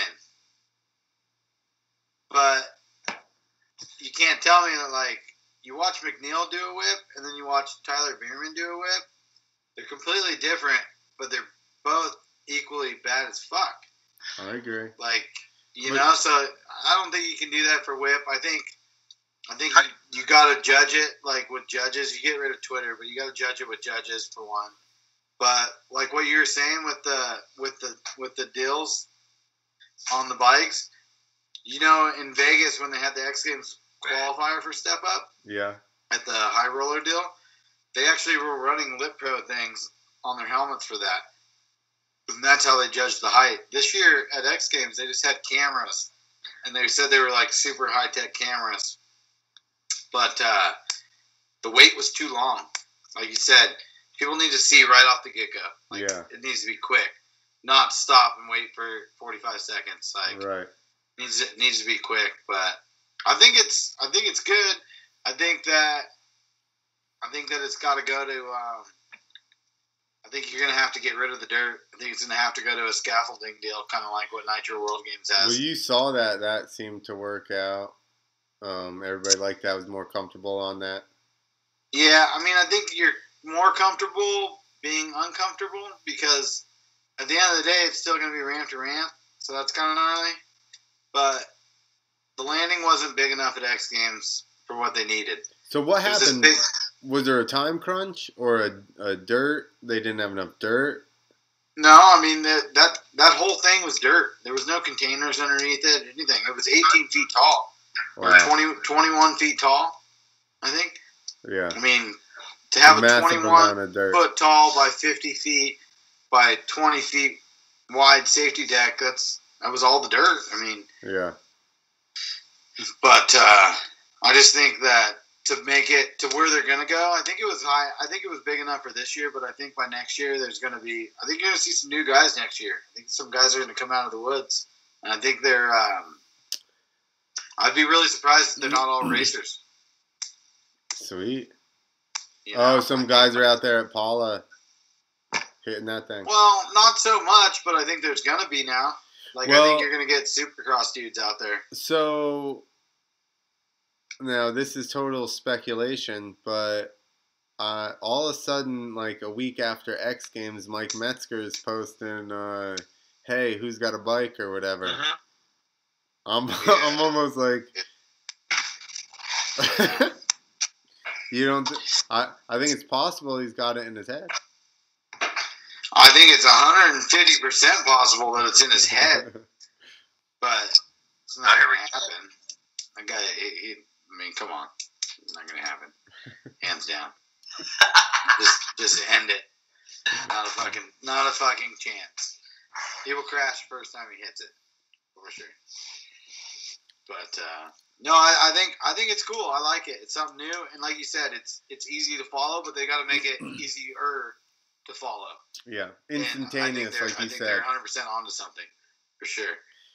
So. I posted that one video where I'm talking like a redneck over the quarter pipe thing, and some kid wrote, kind of boring. Has like 30,000 views. He's like, kind of boring. You know, so it's only a minute long. It's a minute long. How bored can you get in a minute? Like, come on. Yeah. What took so long? Who can sit there for a whole minute? You gotta wait 45 seconds to find out who just won? I can't take this. This is 20. Yeah, right. Minute? No, I think it's good. I'm bummed to see. I was super bummed to see Axel get hurt the week before. Yeah. I would like to see him in there because, I mean, honestly, like with Behrman getting second, Behrman, that morning was the first day he's ever hit that quarter pipe in his life. The only other quarter pipe Behrman has ever hit was the Nitro World Game one, ramp to ramp in a concrete parking lot. Literally, that was the first time he's ever hit a quarter pipe in the dirt to a dirt landing, was at X Games that morning of the contest. And, I mean, shit, he almost won. Yeah.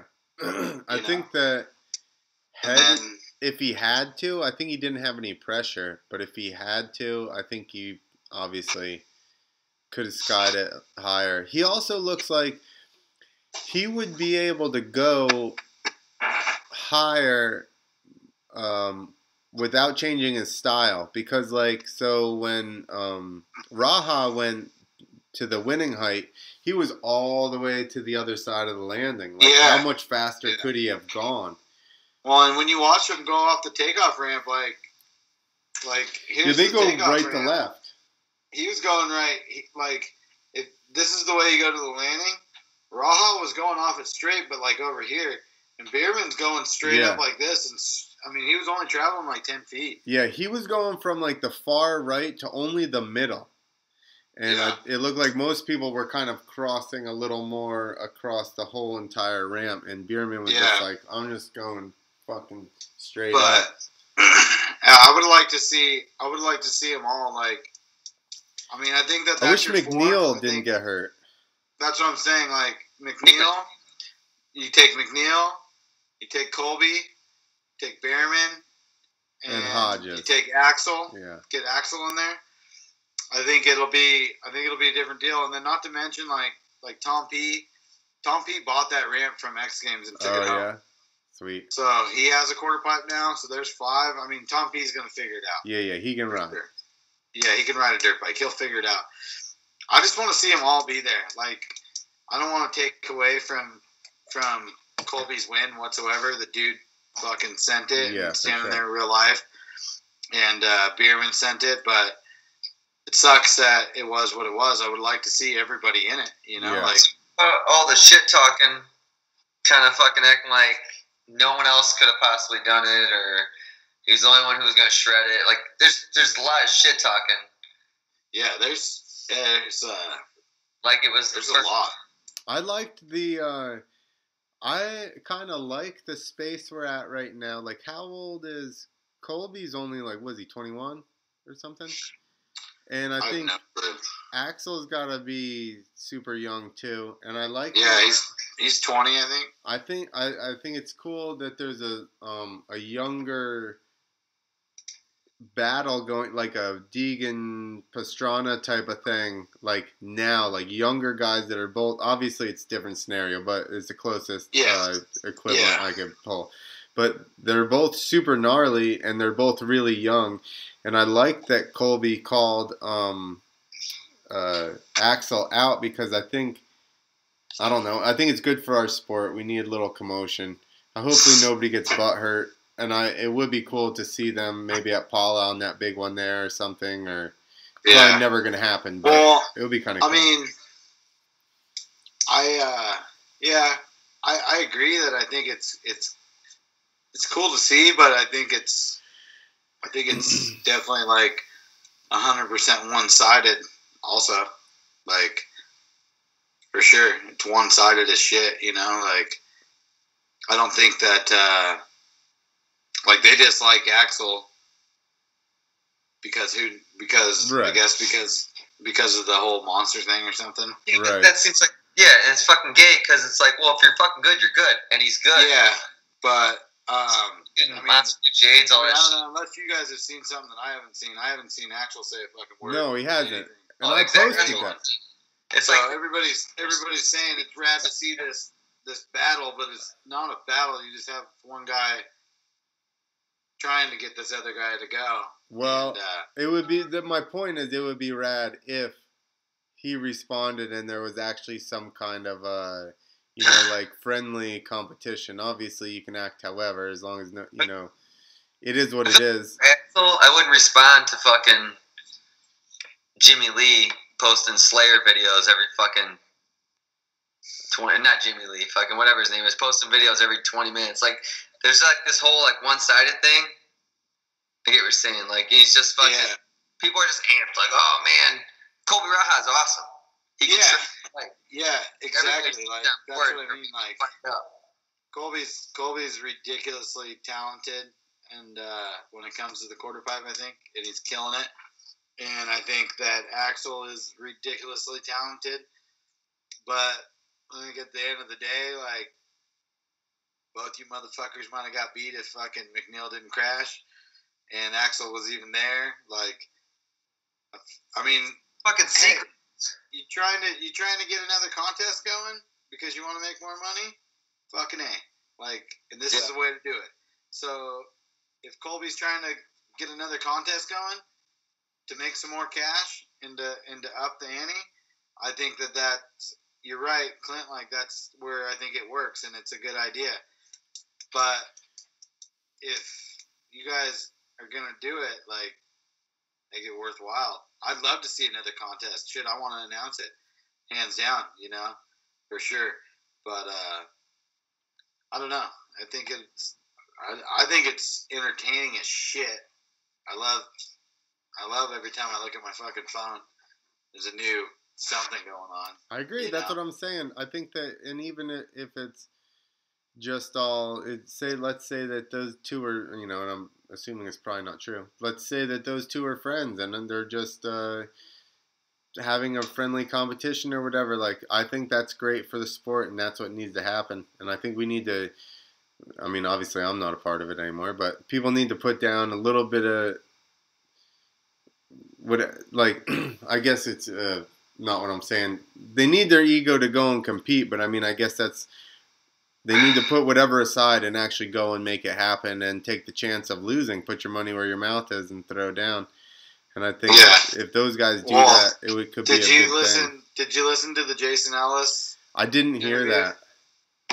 So Ellis was talking about it. I listened to it yesterday, and Ellis said, he goes, "How about you two go, and whoever loses has to have a gigantic dick painted on their whole entire dirt bike. Your whole dirt bike's just a dick, and you have to show up next year and ride with the dick on your bike or something." Like, I'm like, yeah, there you go. Yeah, X Games will put different. It's like the whole negativity. That's not going to last long. And that's where I think like I like the push. I like the war. I don't like the just so much keyboard. I just can't stand the keyboard wars, dude. Yeah. I can't, And it's clip because it's Instagram, so you got like a week, and then everybody fucking gives a shit. Yeah, I mean, I don't know. I don't know Colby super well. I know him pretty well from the last few months, but like literally, Colby's been around for 3 months. Yeah, I was gonna say. Like, he kind of came out of nowhere, and I mean, I followed him. I followed him like all of his hills stuff, like last winter when he was flipping shit out in the hills and stuff like that. But I had never met him. Like literally, had never met him, and Larry Linkoggle called me, and he goes, "Hey," because he knew I was running Nitro Circus, and Linkoggle called me and said, "Hey, I got a kid. I need you to get him in to the Nitro Circus place to go practice." And I go, "All right, like what's the deal?" And he's like, "This kid Colby," and he sends me a video of Colby launching the quarter pipe at Link's house. And I'm like, fucking done deal. Yeah. So I went right over. I showed the bosses the video, and I'm like, "Hey, this kid needs to come out." They're like, "Yeah, for sure." So he came out. He rode, and that was literally the first time I ever met him. He's, super respectful. "Kenny, thank you so much for helping me out, getting me in." And I told him, I said, "Hey, Linkoggle called me and said I needed to get you in. Like, don't really thank me, thank Link. Like, he's the one that pulled the strings." And then a month and a half, 2 months, and then X Games, and now we're here. So I feel like I'm getting to know Colby, and Colby's a really good kid. I don't think he's as hardcore and pissed off as the war is making it out to be. I think Colby's a good kid, like genuine good dude. Yeah. I think that the internet war is making him be like a Slayer concert, and I don't really think that he's a Slayer concert, but too much negativity because he's got talent, big time. I only saw the one thing where he called him out, but I didn't. Where he was like, "Let's." Even the announcer said that you would have won or whatever. That's the only thing that I saw. I don't know if his stuff hadn't been. I probably haven't liked enough of it or followed it long enough to show up, predominantly in my feed. Yeah. Algorithms, but I haven't really seen that much. I didn't think it was that crazy. Maybe I just haven't paid enough attention. Well, I think I see. Yeah, I mean, is it other people commenting on like fueling the fires. Yeah, that's what I think. There's a lot of chefs in the kitchen right now, you know, and I think that influences him because I think he's a young kid too, like you're saying. Yeah, I think that influences him sometimes just as much as Axel's young. I think things influence him, and I mean, don't get me wrong, like I'm literally not on either side of the plate, and I don't give a fuck. Like I really, truly don't. No, I agree. It's entertainment for us. That's where I see it too. Exactly. I think both of them are I'd like to see these. I'd like to see these guys. Like, I guess it's like, look, Axel's got a broken hand. Straight up, kid broke his hand. Call the kid out when he's got a broken hand. Like, at least let him come back and start riding. You know how it is. Like, it sucks when you got to pour the alcohol or salt on the wound sometimes. Yeah. Like, let the kid come back and ride. Yeah, I mean, it's not necessarily his fault that the announcer said that, you know. So it's to put it on Axel. It has nothing to do with Axel. Right, to put it on him. Nothing to do with Axel. And I don't know why Colby got so bummed about that, but. Well, I did think that was a little weird for somebody to say, like, you probably would have won it. Like, I don't know, that's a silly statement to make. Yeah, for sure, and that's what I mean. Like, I guess that's why I think I know that's a silly statement. You guys know that's a silly statement. Yeah. And he's anything a shitty could announcer. happen. It wasn't like if I would have said it, or Mason would have said it, being the moto announcers, or Cameron Steele would have said it. I think then you'd have a little back of it. But you got a dude that's just gayer than fuck, and that's why he's that guy talking. And he's the host of Who the the show. Fuck is that guy? Where'd he come from? I don't even know. But that's the thing is like that's why that guy doesn't announce any events because he's gay and he's a TV person. Like he doesn't know anything about. I mean, he couldn't fucking announce inline skating kind of shit. You know, like he's fucking gay. Yo, the intro parts, and I like that ass and everything, but the intro parts with them like hanging out playing fucking bags or whatever the fuck you want to call it was. That's the thing is it's not. that's TV. That's do you know who X Games is owned by? ESPN. You know who that is owned by? ABC. Disney. My paycheck came from Disney. Disney's super gay. That's where my paycheck came from. Disney. Oh man. My kid. And you were the happiest man in the world when that came in, weren't you? Just like Disney's the happiest place. It was a pretty small tax. But no, at the end of the day, like I said, I like Colby, I like Axel. I don't really think that either one of those kids hate each other. I think each crew, I think both crews hate the crews. Yeah. But I don't think it has anything to do with these two. And I don't want them to hate each other, but I want them to. I think them pushing each other is good for the sport and good for themselves. You know, to build names up. I 100% agree with you on that for sure. I think that, you know, you're in it more than, like, over here, we're all so spread out that we're really excited when we have people to ride with. And there's actually, the industry is there and people compete with each other. Like, I'm not going to let you ride at my spot and let you see my tricks or whatever. Yeah. You know, so it's definitely different than here, and I get it. You know, and like you said, I'm sure it's a lot of people around them that are, you know, that was bullshit. He shouldn't have said that and got him amped up on some stuff. Yeah, exactly. And that's what I mean. They're both young kids, very easily influenced. Yeah, I would say.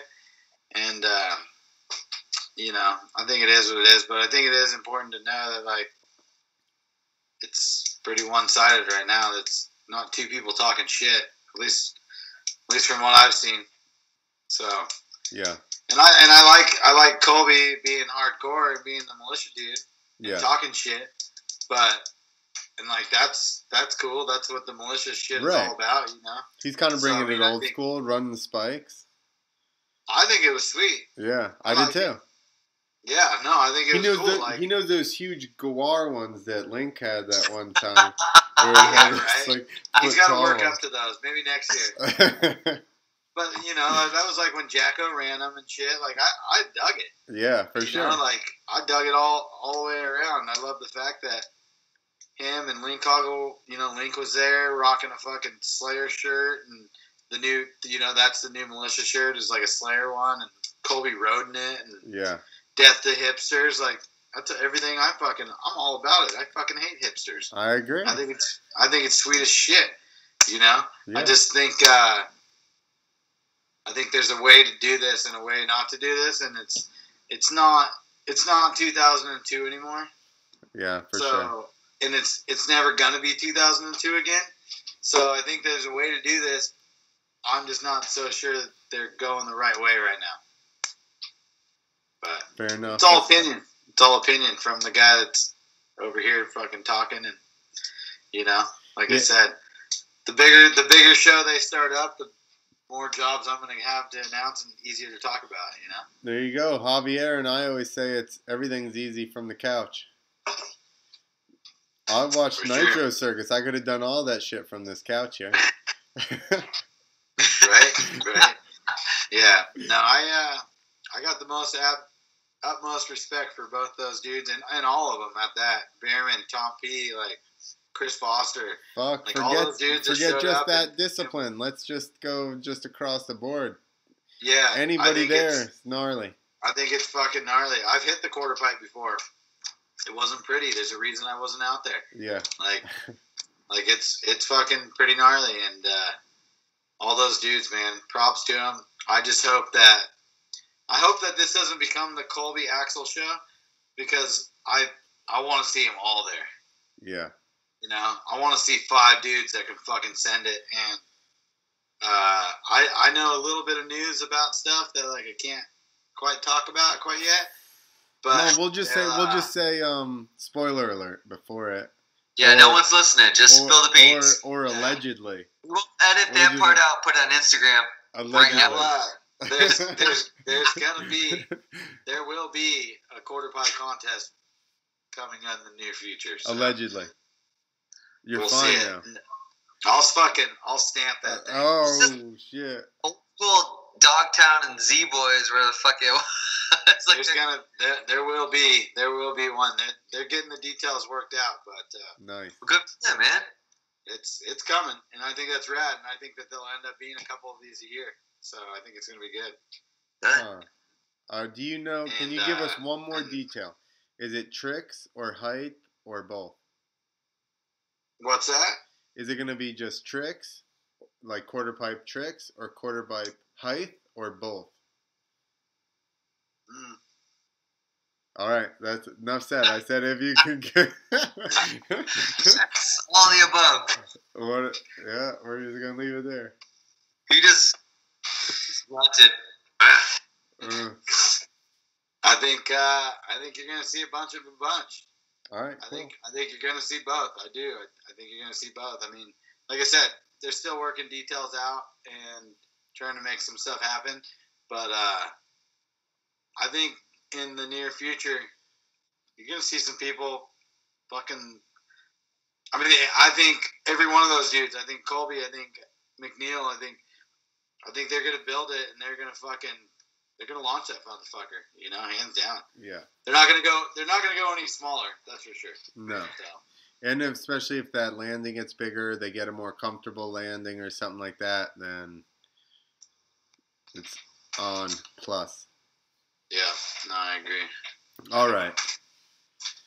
We did an hour and 54 minutes. Yeah, can I go have dinner now? Go have dinner. It's 11 o'clock. It's only 8.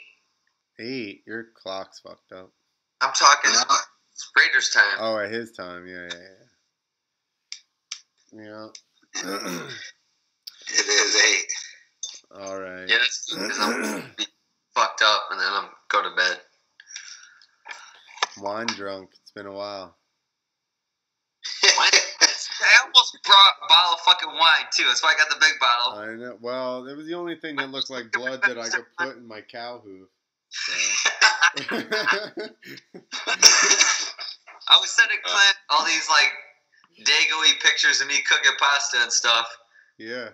And drinking wine, and then I got Corona. Well, I started off with the old 805s. And then you eased into the night. Then I switched to the Millers. I drank The cow 805 hoof. strong, ain't it? What's that? The 805, that's strong, isn't it? Not if you're a man. He's like, I don't know. His fucking beard, dude. Come I have a beard. fucking shit. That's I don't know. I'm too drunk to tell you. All right. Well, dude, pleasure. We'll have to have you on again. No, I think it's cool, and maybe we can, since I know how to figure this thing out now. There you go. We'll see you the whole time. It'll be good. Yeah. I like this. I've never even thought of doing it.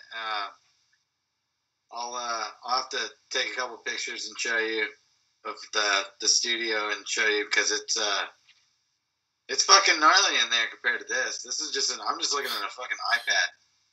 Like, Yo, and I feel like what about? I feel like this is the same thing. Like, you I know feel what like I have so much shit in there for nothing. Yeah, you know what the crazy part is? I'm in New Jersey, he's in Illinois, and you're in California. Yeah, for sure. This is the future, man. It's now. Yo, this is virtual reality, bro. I just need goggles, and I could be looking at you guys looking around. Like, what's that over on the other side of your room, Kenny? What is that over there? Where's Kenny at? I could just take you with me if you had dogs Dude, on. you're on the road to announce some shit. This would be a good guest that we bring in for like, hey, here's Kenny for fucking 20 minutes or whatever. You know? Maybe not. No. Here's Anybody? Kenny with I'm into it. all right. I'm too lazy to do my own shit, so like I'm all about if I can. Like Clint, when you asked me if I wanted to come on, you said you probably don't want to. There's way more time in the day than there is like shows that people like to listen to. I think it's cool, and like when I started my show, I constantly was talking to Steve Mathis from Pulp MX. He helped me so much. I talked to Daniel Blair a bunch from his show. He helped me a shit ton. Like I think there's not enough info to go out there. Like, and everybody has different opinions, and it's cool because what I say about something or what you say doesn't mean that it's right by any means. It's totally just our ideas and our perspectives on life and things. So I think it's cool to listen to everybody and to hear different people talk about the same topics. I think it's super sweet. So if I can ever do some shit and help you guys out, I'm all about it, man. I think it's Cool. sweet. Awesome. Well, yeah, I mean, and that's why I don't do a format or questions, because I like to just wander off into whatever we talk about. And actually lately we've been getting a bunch of guests where we've kind of stayed on topic. In the beginning, I don't know if I knew them too well or maybe I know them too well. We just get off on random shit.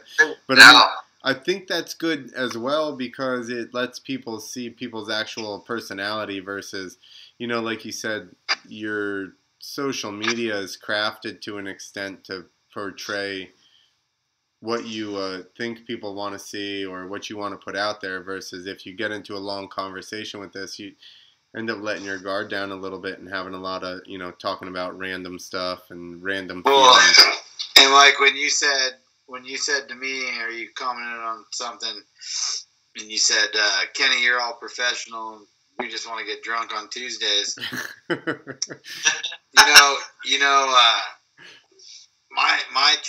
My trick is everybody that comes on my show comes to my house and they come do it here. So I always barbecue. Well, what's the one thing you do when you barbecue? Yeah, have a couple of beers. Booze it up. We just put it out there. Buzzed up before I take them in that room. Yeah, we just put it out there. We're just like, fuck it, we do it on the air. We start out sober, by the end we're like, video, that's all. But That's how. Like I think one of my best ones I think was who is it? Is it Jacko and someone? And Adelberg. Yeah, like we were all fucking drunk. And it was a little longer. I even messaged Adelberg on that. I said, I heard you on Kenny's show. I was like, I really liked it. And I was like, I like it that it was a little longer because we actually got to hear their thoughts about some things versus it being like, ask a question, answer the question. Ask a question, answer the question. Eventually, you get off a topic and you start finding like people's inner actual thoughts, you know? And that's, I think, people want to relate to that. They want to hear your thoughts on not just riding. They want to hear your thoughts on, like, fucking organic food or whatever, and then they're like, oh my god, I eat organic food too. Fucking I can't believe Kenny Bell likes organic food. I love this guy. He's all burly, but he likes organic food. That's what it is. Yo, it's just gotta be something stupid. Say you smoked a cig, and they're like, fuck, it's 2017. I still smoke cigs too, man. Nobody else does. Fuck them. I like this guy. Well, I'll be honest, I'm ready for this to get over with so I can't go smoke a cig. There you go. All the tobacco smokers are like, fuck yeah. I've been smoking all the time. I'm smoking while I listen. I just rolled the windows up in my car. I've been just smoking cigs in here. Well, when you guys wrap this shit up and you put it up onto whatever you put it onto, send me the link and I'll toss it up on the social media here the next day or so and see if we can get some views on that motherfucker. Awesome. Perfect. Good. Awesome having you, dude. Good talking. And we'll do it again. Sounds good, boys. Take it easy. Later, man. Thank you. Bye, everybody. Thanks that was a super good one. I'm still here, Clint. Me too. You can't ditch me that fast. Kenny is a professional talker. He was really good. Yeah, him and Parsons, they were both like good at talking. Getter talked good. Javier not so much. Getter was fun. I liked him because he was a farmer, UTA, and I got drinking. Like with him, it was like, man, that's good. He didn't talk like that, but that's how I pictured it. Because he's your same region. Yeah, we get each other. Yeah. We're not offensive like that. We're not offensive like you people. We're not full of ourselves like the other side. That's it. I'm going to have Derek on, and he and I are just going to heckle you the whole time. You're going to cry afterwards. Who? Derek Berlew. Oh, God. We're just going to Jersey heckle the shit out of you. As long as it doesn't go like fucking, what's his name with the fucking two-stroke. Bro, I go all night. I'm the fucking toughest dude in the whole fucking world. Who's that? All right, I heard that. That's cool. I didn't. Where is that? I need to hear that. What's his name that we fucking, he raced the National at two-stroke. Oh, Robbie Marshall. Yeah, I didn't even talk the whole time. I was just like, I'm done with this. Why? Exhausting. What can I say about this guy he hasn't said about himself? I think I met Berlew one time. Oh, yeah? You don't know? He probably doesn't know it. I met, Steve Densmore? Steve Densmore? Yeah, the photographer guy? Yeah. I was like younger, like a racer, and he's like, yeah, come to a show. And then I went to his house and I was all starstruck because fucking like, I don't know. I think he was there. Berlew was there. I was like, who? I can't believe I'm with these guys. I panicked. I didn't say hi to anybody. I didn't drink at that point either. That would have helped. What? When did you start drinking? I was probably 21, 22. That's what happened to you. Yeah, I had to catch up. It's like Catholic girls. They're just really good until all of a sudden they don't have supervision, and then they're just like all the beer.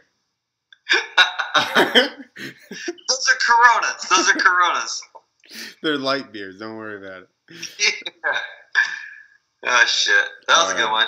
It was nice that we got to see Kenny at the last 18 minutes. Yo, and he totally... See, the problem is people are only going to listen to the first half an hour where he blames me. They're not going to know that it was his own fault. So it doesn't matter. That he figured it out. I started writing down some things we were talking about because we can tag it in. Bierman, Axel Hodges, Colby Raha, Jason Ellis, and Disney. I wrote that down for some reason.